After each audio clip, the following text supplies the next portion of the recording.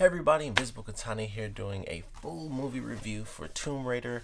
Um, the newest in a long line of video game movies taking 10-hour stories, or, video games that really don't have stories if you're going with Mortal Kombat and Street Fighter, just like it's a fighting tournament. But taking stories that are either way too short or way too long and just throwing them right in the middle with 2 hour long storylines. So for this one, for this review, I should say, gonna be spoiler free for the first little bit. Then of course I'll be getting into spoilers. There will be very minute spoilers for the game as well. I haven't even beaten the game, which is really funny. I'm like 5 hours into the actual reboot game, so seen the full reboot movie before I've completed the game, but it's different enough. Some stuff was in there that I was like, oh, that's from the game. The big set pieces, of course. And so I'll talk a little bit about some of that if you haven't been, a million years behind like me on pretty much anything if you bought it on Steam. So very insanely minute spoilers for the game as well. Like I said, I'm only 5 hours in anyway, so can't get that much. But getting into the movie, spoiler free, it was okay. It was, like most video game movies, it's like, all right, cool action sequence here. With it being Tomb Raider, it wasn't action like fighting and stuff like that. It was a lot of just crazy little moments, and those were actually pretty entertaining. Some of the stuff you see in the trailer, the airplane scene, ripped straight from the game. There's some other scenes where it's like, all right, that's definitely taken from the game as well. But there's a lot of stuff that could also be in the game that I haven't gotten to yet because I've only played a few hours. But there's a lot of stuff in there where I was like, all right, that's pretty entertaining. I like some of the visuals.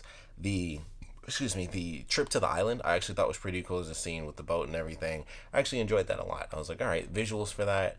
They get a little, it's a storm on a boat, so you know how that gets. It's like, oh, it's just lightning and flashes and it's hard to see. But when they're on the boat, it's good, and then once it gets to like the actual like, oh, somebody fell in the water or there's that, it's just like a bunch of flashes and it's like, all right, I kind of can see what happened, but all the cool stuff is is totally visible. So I was like, all right, I like that. One of the good things is I would say the pacing is actually pretty good for this. I think it does a good job with like, all right, go through story beats, little action sequence or long action sequence, story beat, action, story beat, action. I was like, all right, that actually kind of worked. I think they do that pretty much throughout the whole film. It gets a little bit more story based, kind of like most films do. It's like good pacing, and then it's like that one little chunk goes super small, but it's actually not bad because it's like, all right, these story elements and talk about this and that. It's like, all right, that's there's a little extra talky portion, but it was okay because of what happened in the film, and then it goes back to the action, and then back and forth, back and forth. So I was like, all right, enjoyed the pacing. Admittedly, kind of all the way through the whole film, I was like, pacing is simple, just go through it, and nice little movie. All in all, video game movie, so it's always hard to say. Is like, do I really recommend it? I would honestly say I'm kind of like right down the middle, where it was like, I'm not mad that I spent the money to see it, like, at all. I think it's actually a fairly decent action movie. Like I said, the pacing I actually think is pretty good. I was like, all right, I'm surprised how well done the pacing is. It goes from exposition dialogue to just action sequence, exposition, action, back and forth at a fairly decent pace, like I said, except for that one little part. And because of what's happening story wise, it's like, okay, I can take a little bit extra long on that beat.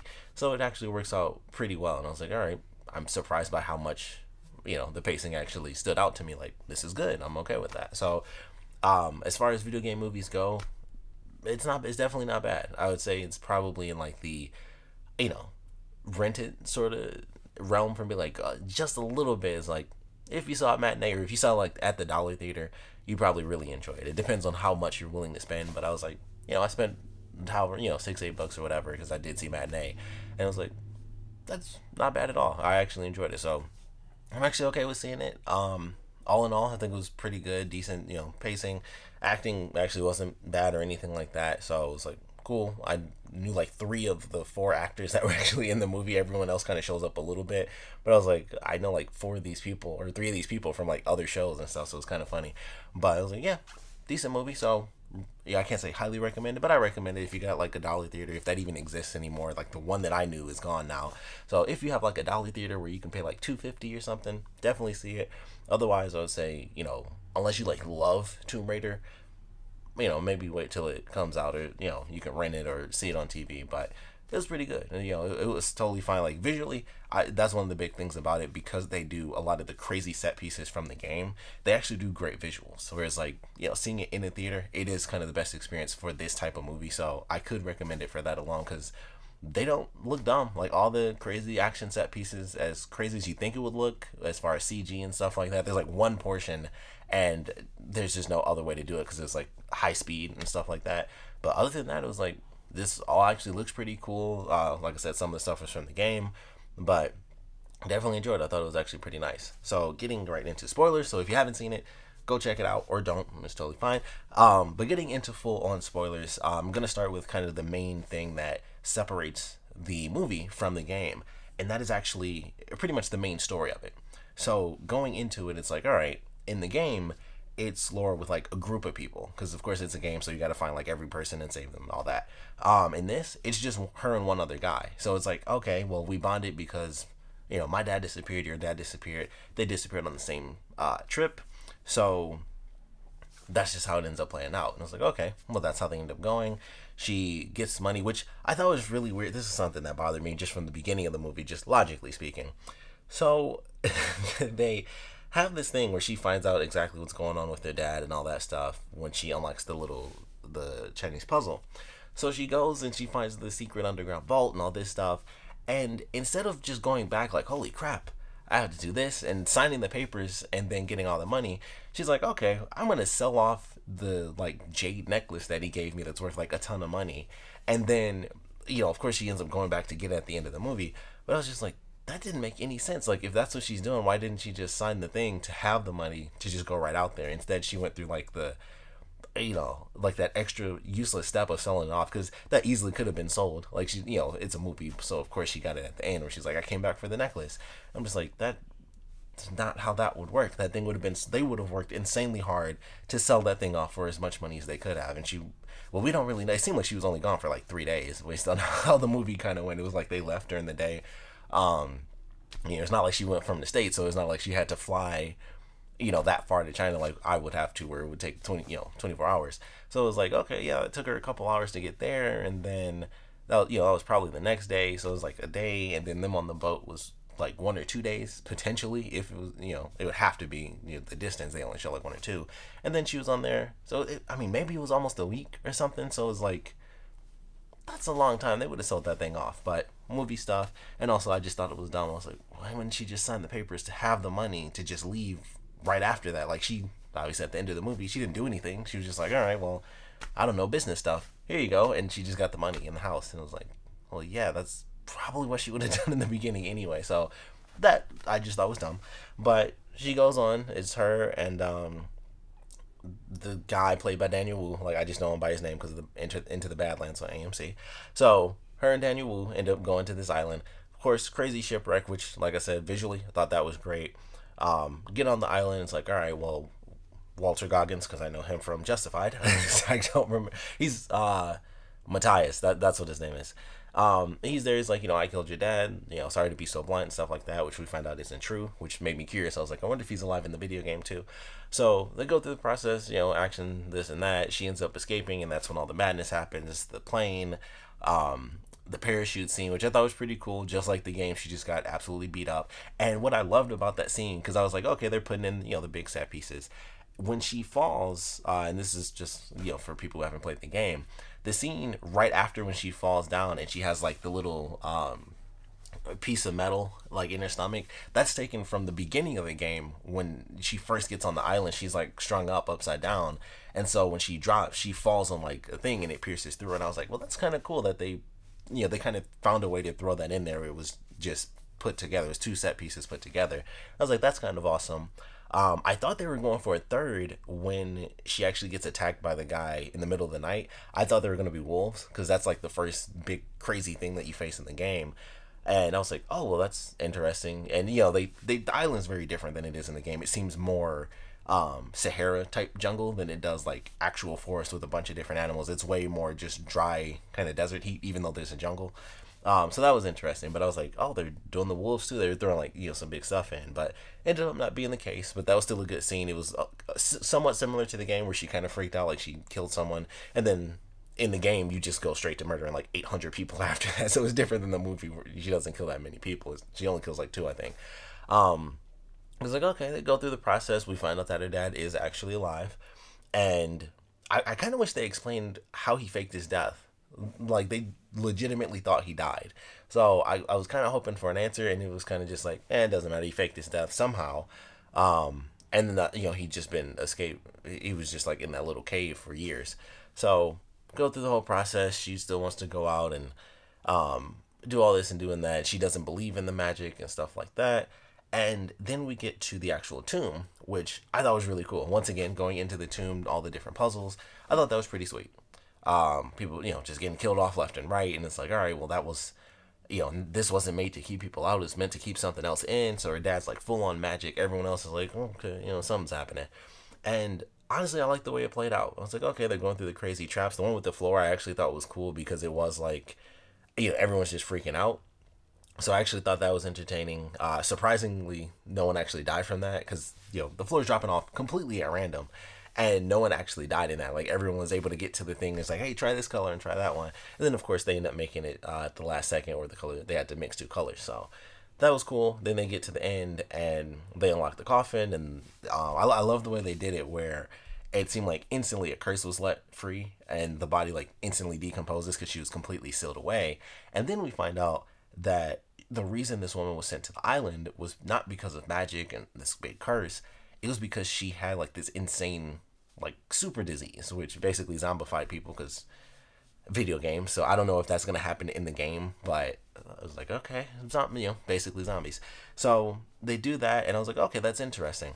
That's the probably the biggest difference than the game. At least based off of what I've seen. If that comes out to just be like, yeah, that's just crazy science, that'll just really blow my mind in the game because they've done some stuff in there where it's like ancient like guardian soldiers come into life and killing people, and there's supposed to be a plane that came in, and then it was like out of nowhere, not a thunderstorm, like one strike of thunder came down and destroyed a plane in the game, and I was like, I'm pretty sure this is like legitimately magic.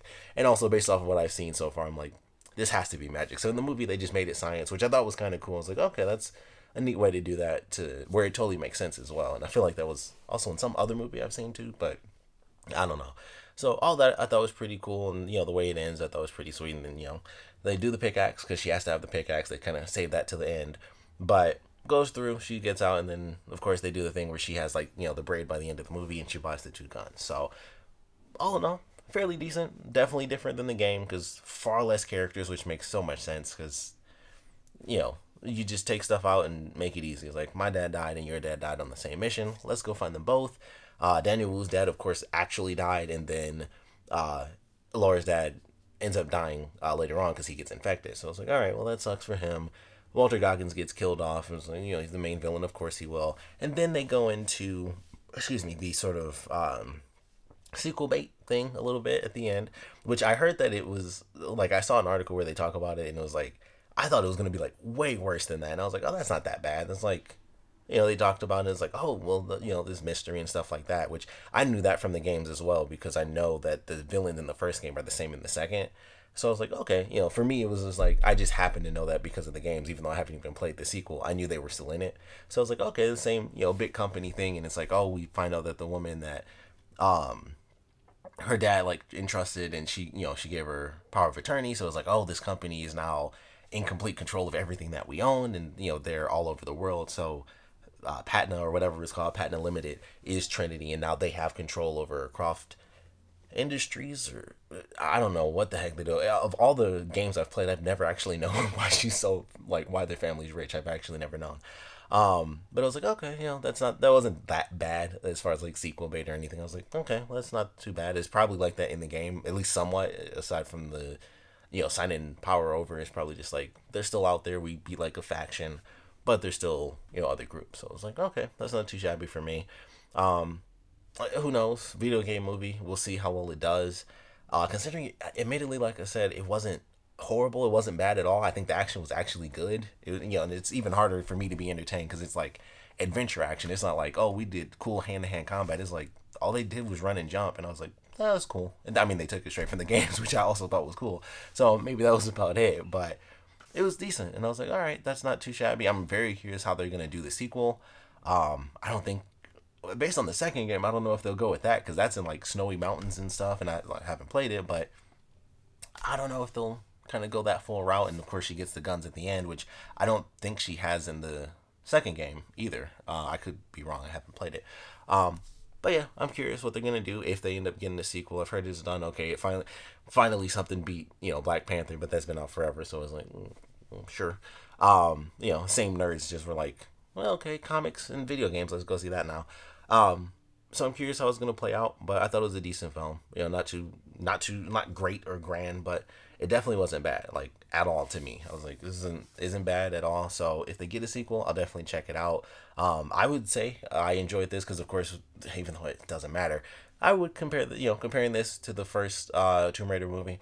I definitely say I like this one more. It's been forever since I've seen that, but I did watch a thing on it recently, and I was like, well, cool action sequences here and there, but this one, especially taking it from the reboot game, they did some good stuff with it because it was just crazy moments from the game thrown right in, and it was totally fine. I was like, all right, that's good.